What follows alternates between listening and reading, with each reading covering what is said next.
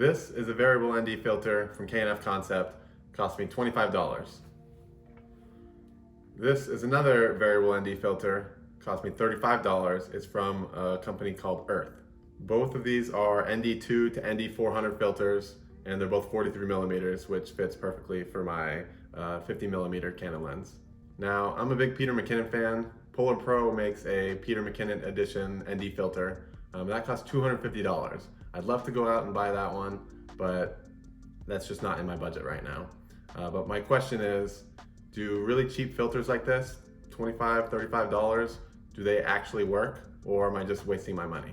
That's what I want to figure out today. So let's take a look at some photos taken with each of these filters. So this first photo is of a waterfall in Washington that I go to all the time. I wanted to slow the shutter speed down a bunch so that I can get that motion blur in the waterfall. Now, when it's really bright outside, you need a variable ND filter when taking these long exposure shots. Without one, you won't be able to slow your shutter speed down enough to get the photo you're looking for. As you can see, neither filter had any issues in this photo. The photo on the left is with the Earth filter, and the right is with the K&F Concept one. The camera settings for both were 30-second shutter speed, an f8 aperture, and an ISO 100. And both filters were at their max settings as well, as far as ND 400. One thing people often complain about in reviews about cheap filters is that they're really dark and have some crazy vignetting going on with a dark X pattern showing up. I carefully set the filter to its max and there were no issues at that level. If you go above the max or below the min setting, then you will notice the image gets severely dark. I'll show an example of that later on, but to me, there's an easy workaround for this. Just take a second to set it correctly and you won't run into this issue. I also don't see any issues with the colors looking off either. Sometimes I see reviews where people say cheap filters make the colors of their images look all weird. I never noticed anything like that with any of my shots, so I don't think that is much of a concern. Next up, let's take a look at some photos that I took on the Washington coast.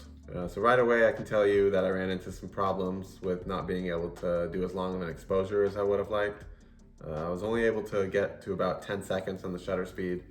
This was because it was super bright outside. But this is probably more of an issue with this level of ND filter and not as much about the specific filters I was using. When in this bright of a setting, I'm probably going to want to use something like an ND 1000 filter. I increased my aperture all the way to its max, which was about f22, but that still wasn't enough to get more than about 10 seconds of shutter speed on these photos.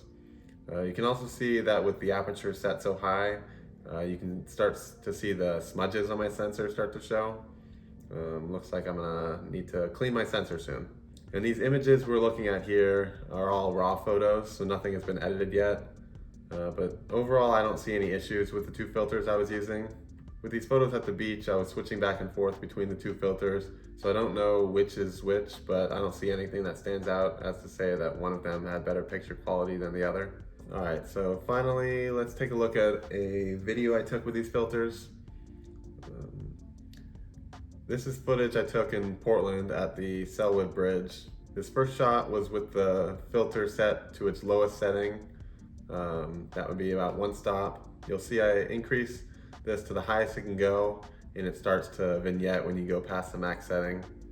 And it can get pretty extreme. But if you keep it between the max and min lines, then you should be good. Now, here's a quick clip using the Earth filter. There's really no difference between the two. So, would I recommend buying a cheap ND filter? Yes, I would. I'm very happy with my purchase.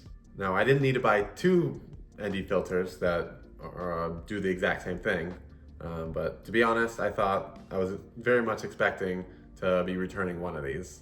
But they impressed me a lot with how much less expensive they were than some of the more expensive options. $25 versus $250 when my lens only cost me about 150 bucks. I think this is going to be a great starter option for me. Maybe someday when I'm a better photographer, I can splurge and spend $250 on a variable ND filter. But until then, I think these are going to be great to start with. See you next time.